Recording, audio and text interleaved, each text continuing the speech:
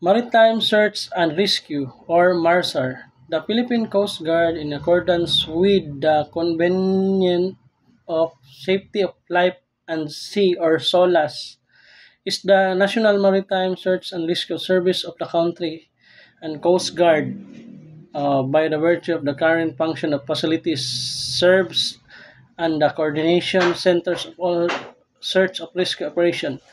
The 12 Coast Guard districts are designated as Maritime Rescue Coordinating Council, or MRCC, within their areas or responsibility, while the 9 Coast Guard stations are designated as Maritime Rescue Sub-Centers, or MRSC.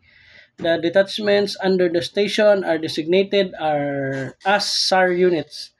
The PSG's SAR organization maintain constantly manned watch center that operates 24 hours a day, continuously monitoring distress frequencies and conducting uh, coastal, foot, and seaborne patrol within their area of responsibility. This is at least one division or squadron of Coast Guard auxiliary, and each MRSC where a watch can be set, the assistant can be obtained when required.